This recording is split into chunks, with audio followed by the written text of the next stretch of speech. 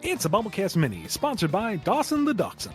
I'm supposed to say this in a somber voice, but my voice is never somber. I sound too sarcastic all the time to be somber, but I'll do my best. You're naturally chipper. I guess. Maybe I should be naturally thrown into with a wood chipper, but anyway. Ooh. Maybe I should say, my voice is naturally more like a wood chipper. There we go. For sale, baby shoes, never worn. What are some of the Sonicast's reactions to the shortest sad story in the world?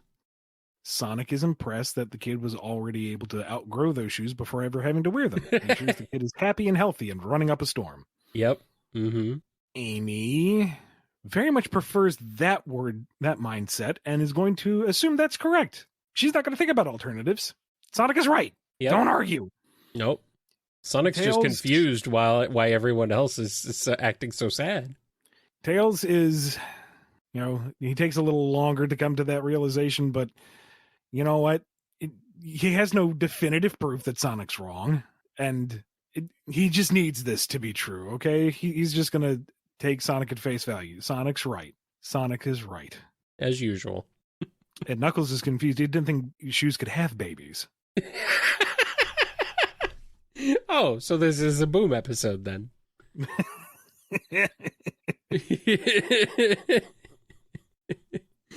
What does Eggman think? Why would the baby even need to wear shoes? He's piloting a motobug.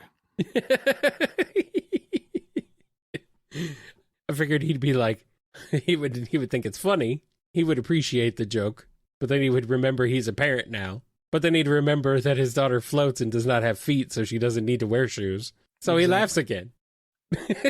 Although there is a piece of official art where he's like designing shoes for Sage, and it's very cute. Oh, that's true. Yeah, I've seen that. It is adorable. So maybe pre-Frontiers he thinks is a really funny joke. After Frontiers he's like, that's not funny. That's not funny at all. Get some class. Come on now. Wow, when Eggman is telling you to get some class, you know you've done screwed up. Eggy wasn't a joke to begin with. You think about what you said, mister. While you pilot a motobug. In you go. It's the size of a Volkswagen. Oh, you're very large. Yes. Uh-oh, Sonic collected too many rings, and now the kingdoms of Acorn, Soul, and Soliana are in desolate poverty.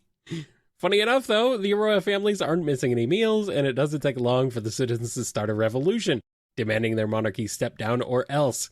Now that Blaze, Sally, and Elise hear the people sing, how do they manage such a political shift?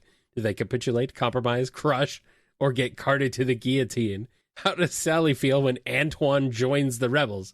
He is French. I don't think it would ever reach that point with Sally. She would dissolve the kingdom before she let her people starve. I think she would dissolve the kingdom, like, as soon as anything went wrong at all. I mean, at most, the only reason why she wouldn't is because she has hangups over her dad, and her dad, is being the jerk. But if we're talking post-boot, King Nigel would sell off the kingdom before he let his people starve, so no problem there. Yep. Blaze, likewise. If it's gotten that bad, it's because she was, off gallivanting on Earth. She comes home and she cleans house. She will liquidate, furniture, staff, whatever it takes to make things right again. And Elise looks out over these people. She thought they loved her. She's all alone, and now she's failed them. Boo-hoo! And out comes it, and just fries everybody. Well, there you go. That problem's fixed for all three of them. Problems solved. Also, the fact that damn Blaze is going to liquidate staff, that escalated quickly. Because she could literally... Figurative, right, Your Highness? Everything has a melting point. I was going to say, she could literally melt them all. Dang. That really did escalate quickly. She don't mess around. No, she don't. That's why that's one thing that makes Blaze great, but dang, still, that's quite a bit.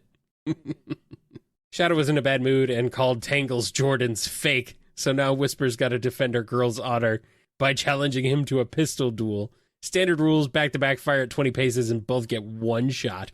Who's living to duel another day and who's entering Act 1 of Heaven's Zone? That's Tangle waking up from a fever dream going, oh man, what did I eat?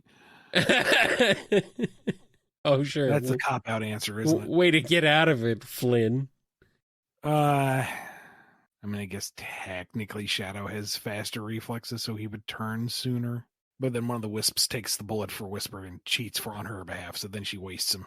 I was going to say... Shadow is immortal, though. He's still going to melodramatically drop to one knee, and as he's keeling over, this is what you wanted, isn't it, Maria? A chance for everyone to critique someone's trip. Emotional damage. What are some of the most notable reactions the SonicCast has to dirty humor? Do any of them find it funny? Is it too childish or crude? Are some just offended by it? A good litmus test would be their reactions to stories of the famous man from Nantucket. Sonic might kind of snicker, but he's not going to, like, dwell on it. If you catch him with, like, a Ligma setup, he's going to, cute, and move on. Yeah. Tails is going to laugh despite himself, but then he's going to, like, button up because he's trying to be mature, and he doesn't laugh at that kind of stuff. Shut up. Amy just kind of gives you that deadpan look. Really? You said that out loud to my face in public? Come on. And Knuckles is impressed. And buckets are fairly large, so that says something.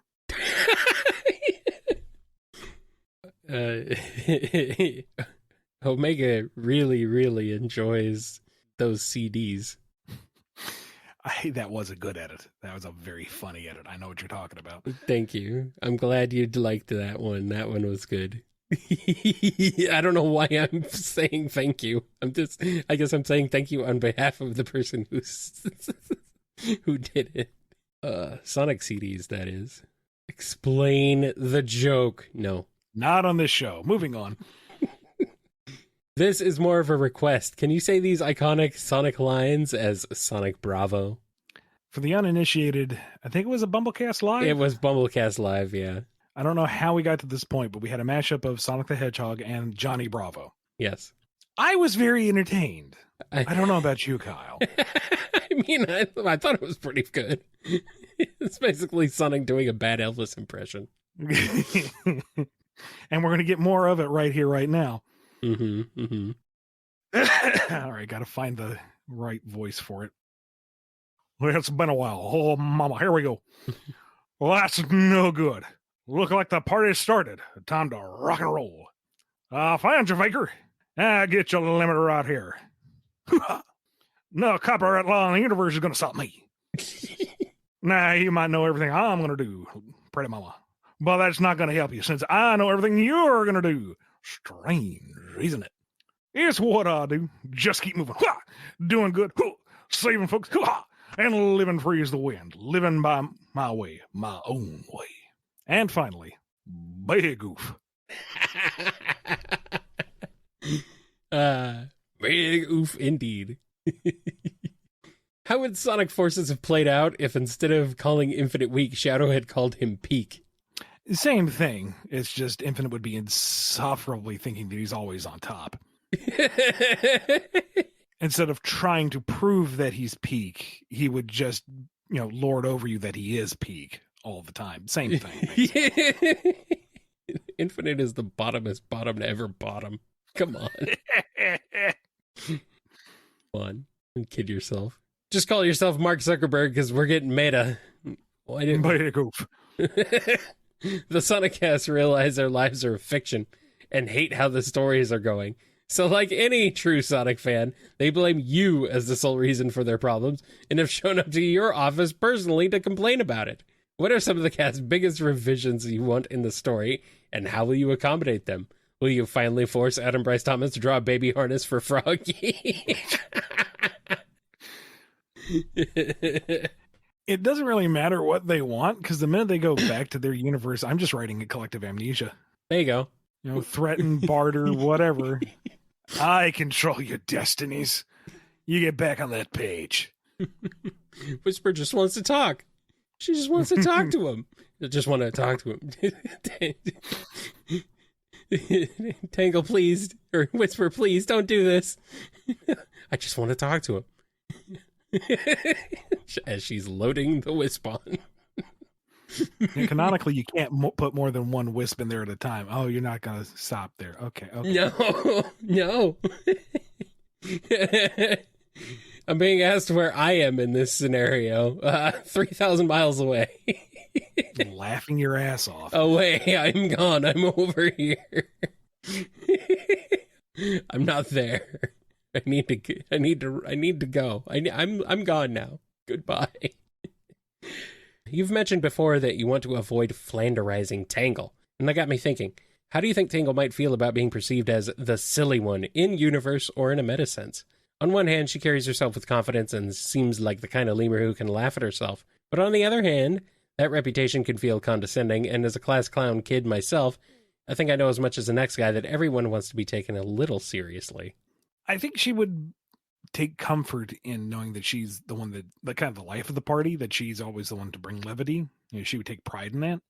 But if it were the other side of the coin, that people didn't take her seriously, they thought she was just a goof, an incompetent clown, that I think would kind of rub her the wrong way. And she might like button down and try to focus on performing well and proving that, no, she is perfectly capable. She can be serious if she needs to be.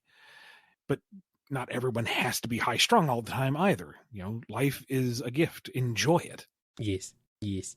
A lot of kids have pretend weddings, but Cream has interesting tastes. She set up a pretend funeral with herself as the deceased. Complete with cardboard casket, easy bake catering, and Charmy giving the sermon. What is this? What is this, Ian? What is this? You're only halfway through the paragraph. I know. Now that she's invited all of her close friends to say some nice final words, how do they react? What pretend send-off do they give? And who misses the details in the invite and thinks it's her actual funeral? Hint, it's Vector and Blaze. I think initially everyone shows up and they're deeply concerned. And Vanilla's like, I know, but she's kind of going through a phase dealing with the lack of her father. I think this is just her way of expressing it. If we're all together and supportive and loving and showing that there is still so much life to be enjoyed and that all her friends are still here and very much would miss her if she's gone, I think that's the positive message we can get out of this. So thank you for playing along, and we'll keep our eye on things. But lack of father, but Vector's been there the whole time. He's the dad who needs to step up first. Vanilla has to return his calls. Oh, come on, Vanilla. So, yes, everyone's there, and under that pretense, they are very much supportive and talking about how much they love Cream and her company and wish that she had done so much more. And if there was another chance, wouldn't it be great for them to all hang out a little bit more? Please, Cream, see a therapist. Oh.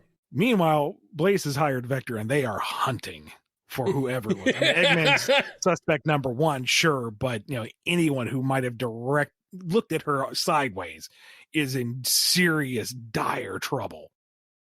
I mean, they're looking up at Lost Hex, and Blaze is like, wasn't Xena mean to her that one time? And Vector's like, yeah, I don't know how to get down there. And Blaze is like, no, it's all right. I can shoot her from here. Holy crap. How'd you make an entire desert burn? I didn't think sand was flammable. It's glass. It's glass now. Turned it into glass.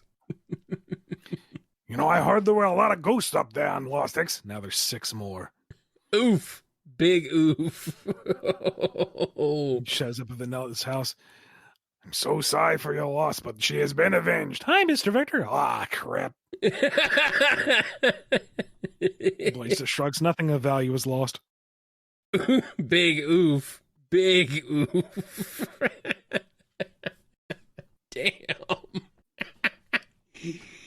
Oh man, for the fire breather. Blaze sure is cold. Man, what was Charmy's sermon? He just kind of rambled. His only notation was like their grocery list. And then it was time for like the hymn. He just pulled out a speak and say and kept throwing the handle on it.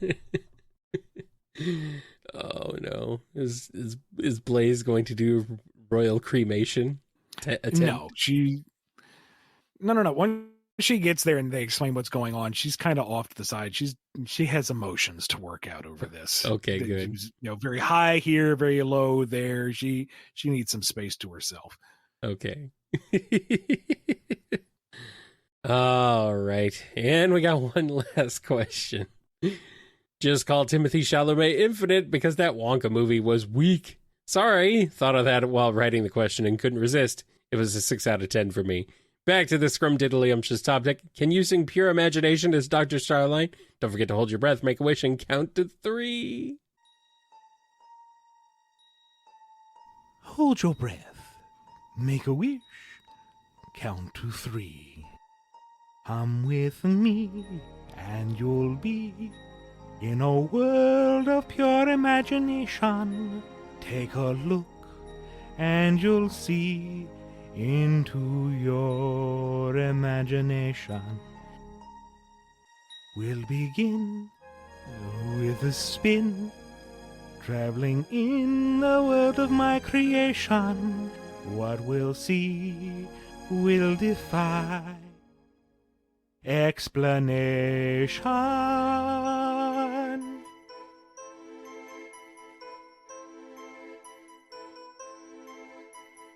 If you want to view paradise, simply look around and view it.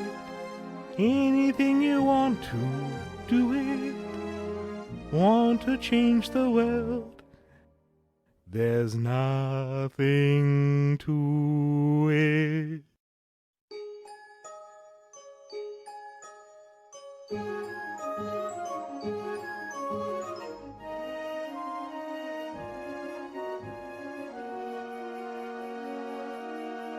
There is no life I know to compare with pure imagination. Living there, you'll be free if you truly wish to be.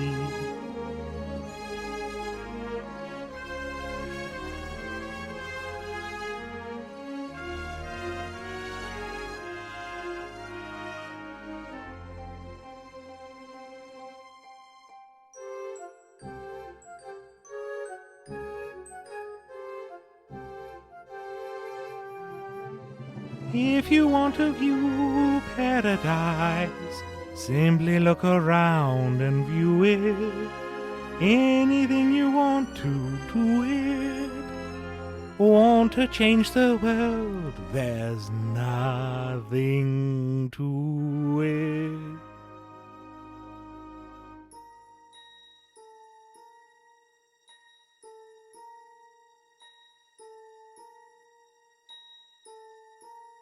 There is no life I know to compare with pure imagination. Living there, you'll be free if you truly wish to be.